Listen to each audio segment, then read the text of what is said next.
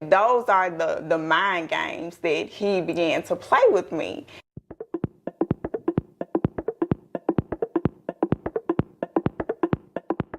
Hey you guys, we are here on Dear Shamika, where we challenge perspectives. We are here with Tiffany Jones, the author of Chapters. I was married for 11 years. I have 3 children.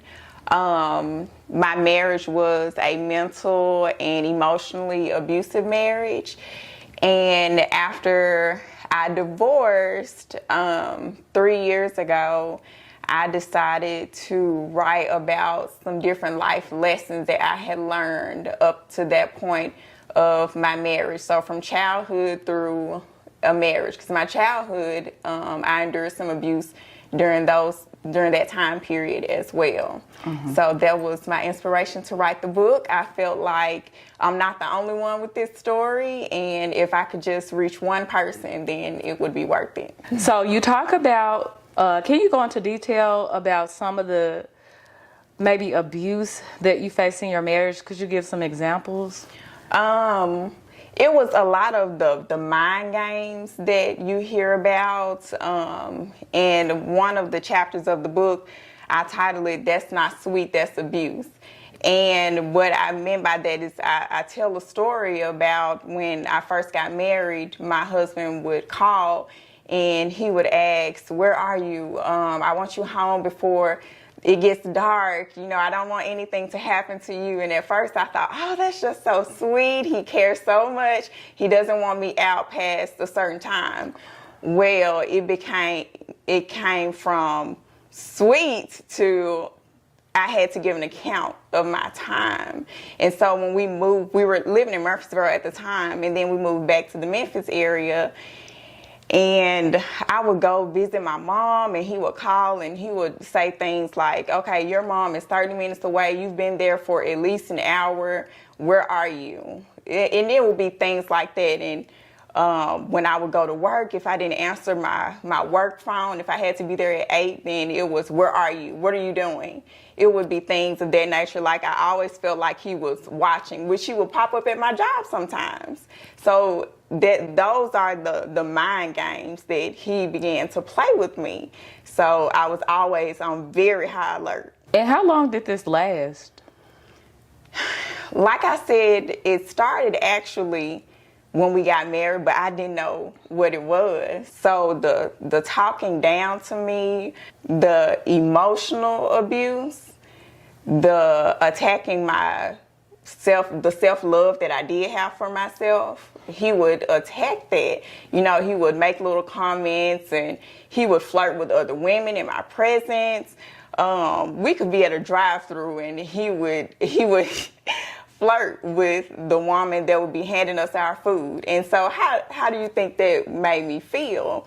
So, and it was a thing where I kind of got used to it. And that was just our day-to-day life. Or he would see a woman, he would make a comment about how fine she was, how attractive she was to me. So this continued for the duration of our marriage, and it just got worse. And so you feel he purposely was doing it in order to? I honestly think my ex-husband had a lot of demons that he was battling. And so when you don't deal with your own wounds, the saying is true, you bleed over onto those that care about you. And they're the closest to you. So as your wife, I'm the closest person to you. So I'm the one that you're going to attack. Be it conscious or unconscious, that's how it happens. Mm-hmm. And so you had a long marriage. What was your breaking point? Oh, me. Do you feel comfortable going back to that, or is it triggering? No. There was a night that I found out he had gotten into my phone some kind of way to where my messages were going to him, and I was planning on going to Nashville. I was trying to leave at this point. And it was something that my sister said to me and something that my best friend in Nashville said to me. And at that moment, I think that was my breaking point, but I still didn't have the strength to leave. I didn't have the strength and the courage to leave until I began to contemplate suicide. And that's when I thought, I have got to get out of this. I'm drowning. He's not going to help me. He's not going to change. This situation is getting worse and worse, to the point where I was thinking of taking myself up out of here. My marriage was that detrimental, mentally and emotionally. And my car was parked over at Overton Park, and I sat in my car and I cried. And I called my sister again, called my best friend again. They said, whatever we have to do to get you and the kids out of that. Well, then COVID happened. My kids were sent to Murfreesboro with my mom and my family, the rest of my family. And it was just me and him. And at that point, I said, you can do whatever it is you want to do to me, but you have got to go.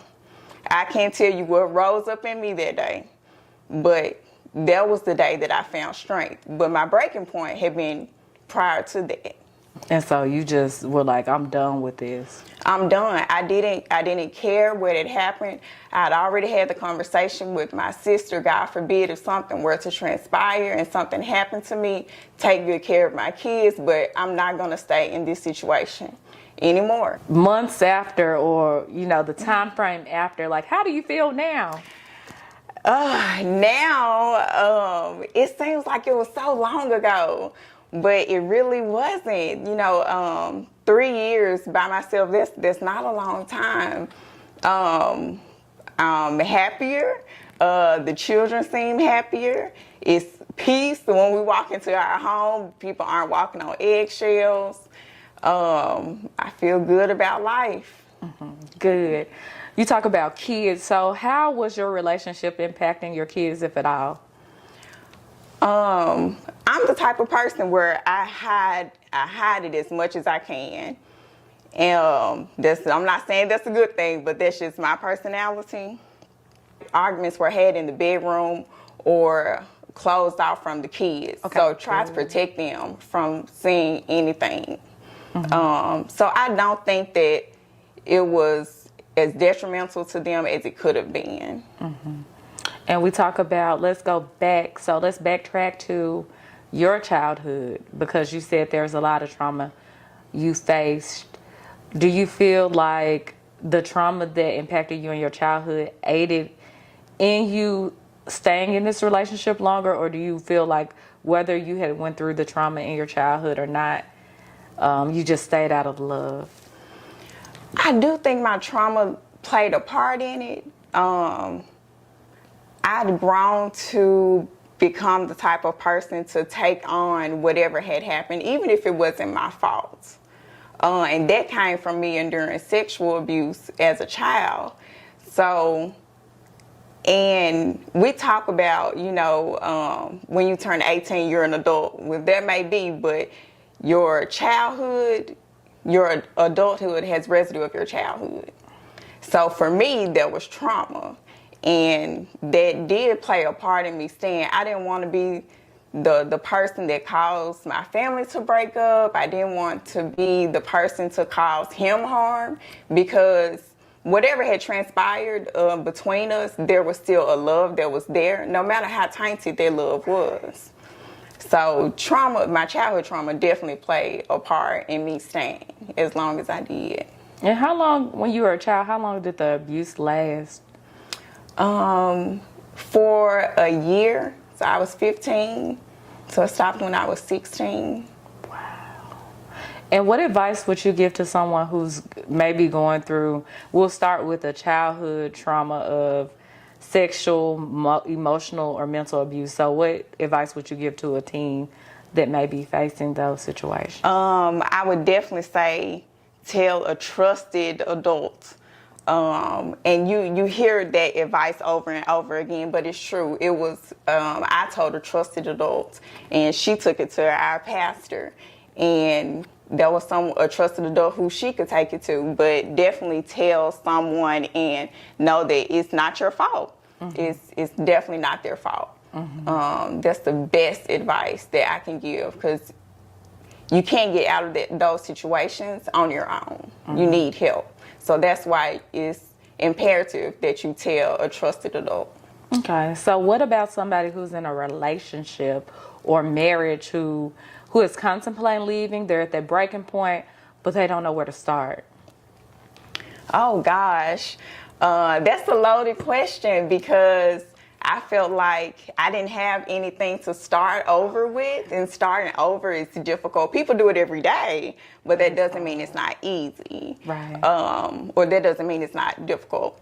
So I would say take pen to paper, and it sounds mediocre, but it really does help. Take pen to paper, write down the people that you have in your life that you trust, that can be there for you, that can have your back when you start over. Start writing down your resources, gifts and talents that you yourself hold, that you can make a living off of, because when you leave, you have to be able to then afford your life still.